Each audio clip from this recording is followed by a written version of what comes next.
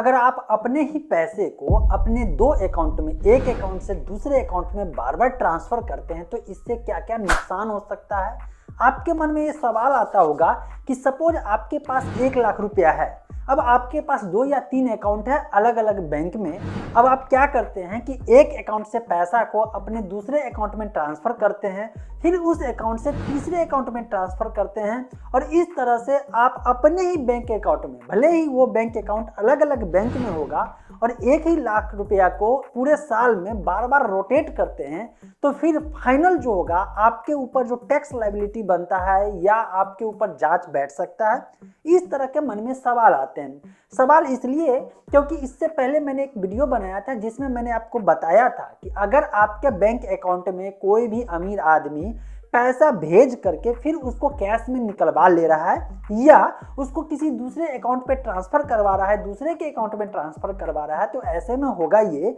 कि जो tax liability बनता है टैक्स लाइन में, जहां तक जो है आपको कोई टैक्स नहीं देना है उतना तक अगर ट्रांसफर होता है तो कोई दिक्कत नहीं है। लेकिन अगर उससे ज़्यादा हो जाता है तो आपको जो सब्सिडी मिल रहा है, सपोज दैट कि आप मिडिल फैमिली से बिलोंग करते हैं, आपके ऊपर कोई टैक्स लायबिलिटी नहीं है, आपका इनकम उतना नहीं है कि आपको टैक्स देना है, लेकिन अमीर आदमी या कोई रिश्तेदार आपके बैंक अकाउंट का इस्तेमाल करे उसमें पैसा डालने के लिए और फिर निकलवाए और उतना ट्रांसफर हो जाए जितने में आपको अब टैक्स के दायरे में आ गए हैं, तो ऐसे में होगा ये कि आपको जो सब्सिडी मिलने वाला था, जितने भी तरह का सब्सिडी मिल रहा था, वो सब सब्सिडी रुकने के चांस हो जाएंगे। क्यों? क्योंकि अब आप आ गए हैं इनकम टैक्स के दायरे में। और दूसरा कि अगर इनकम टैक्स रिटर्न नहीं फाइल किए और टैक्स जमा नहीं किए तो भी नोटिस आ जाएगा और आपके ऊपर जो जुर्माना पेनाल्टी वाला जो है वो सिस्टम तो लगेगा, प्लस में अगर जेल का प्रावधान है तो फाइन देके बच जाइएगा, अदरवाइज जेल जाना पड़ेगा, है ना। तो लोगों के मन में ये सवाल आने लगा कि सपोज दैट कि यहाँ पे अभी पहली कंडीशन में कि कोई दूसरा आदमी,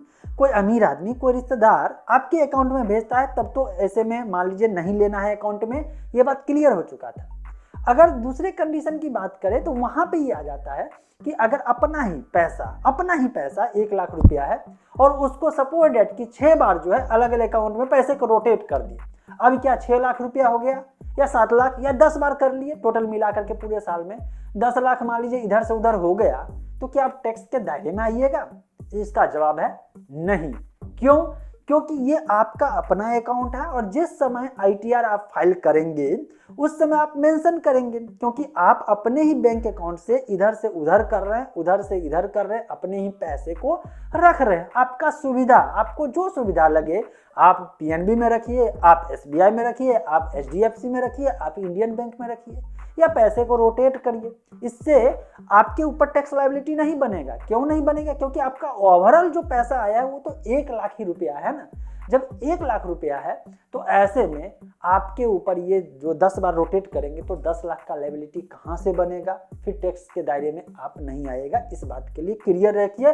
क्योंकि जो आप जो ITR फाइल करेंगे उसमें मेंशन करेंगे और सपोज कि अगर इनकम टैक्स डिपार्टमेंट को लगता है कि नहीं यार 10 लाख रुपया का लायबिलिटी बनता है, रिपोर्ट में गलत 1 लाख दिया, तो वो जांच करेगा तो ये पता चलेगा कि अपना ही पैसा है, अपने पैसे को कभी उस बैंक में रखा है, कभी उस बैंक में रखा है, मर्जी आपकी। इसको ऐसे समझ लीजिए कि अगर कैश में आपके पास 1 लाख रुपया है और उस पैसे को कभी इस रैक में रख लेते हैं, कभी उस अलमीरा में रख लेते हैं, कभी कहीं किसी और पॉकेट में रख लेते हैं, आपकी मर्जी, जहां पे आपको सेफ लगे। इसका मतलब ये नहीं ना कि अलग अलग जगह पे रखे हैं तो फिर उसके लिए अलग अलग अमाउंट होकर के सब ऐड होकर के फिर उतना आपके ऊपर इनकम हो जाएगा, ऐसा तो नहीं है ना। तो नहीं है, तो सिंपल बात क्लियर। अगर ये अच्छा लगे इन्फॉर्मेशन, थोड़ा भी काम का लगा, लोगों में कंफ्यूजन होता है, अगर आपको लगता है ये वीडियो काम का है तो लोगों में शेयर करके इनकी जानकारी बढ़ाइए।